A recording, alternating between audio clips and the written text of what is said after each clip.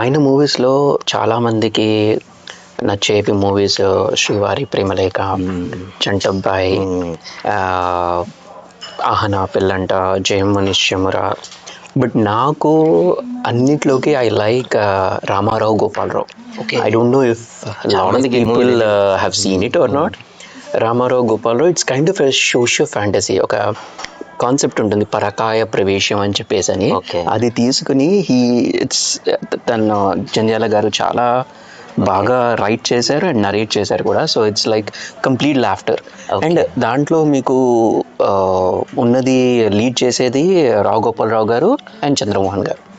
So both of them equally play చేస్తారు. అవునా? So one of the best movies of Jandhyala that I like is Ramarao Gopalarao. And then obviously మనకి చంటబ్బాయి కానీ మిగతా movies అన్నీ ఉన్నాయి.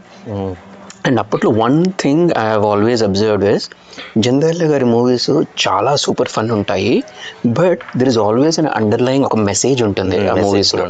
అండ్ అప్పట్లో ఆ టైమ్స్లో ఇప్పుడు ఫర్ ఎగ్జాంపుల్ మీకు కట్నం గురించి కానీ లేకపోతే అమ్మాయిని ఎలా ట్రీట్ చేయాలనే కానీ, సో ఏదో ఒక సోషల్ టాపిక్స్ మీద ఆర్ లైక్ ఫర్ ఎగ్జాంపుల్ చంటబ్బాయిలో పిల్లల్ని ఎలా చూడాలి అండ్ చిరంజీవి గారు ఆర్ఫన్గా వదిలేసి అయిపోతారు. So the pain he goes through.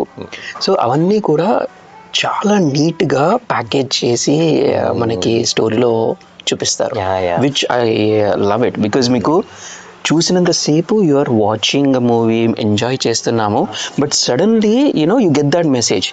మామూలుగా ఒక మూవీ మనము ప్రీచి మూవీ అని అనుకోండి, సరే తెలుసులేరా ఏం చెప్తాము, ఆల్రెడీ తెలిసిందే కదా అని మనం స్కిప్ చేస్తాం. బట్ జంధ్యాల గారి మూవీస్లో ఆయన మెసేజ్ని ఇన్ఫ్యూజ్ చేస్తారు కామెడీతో.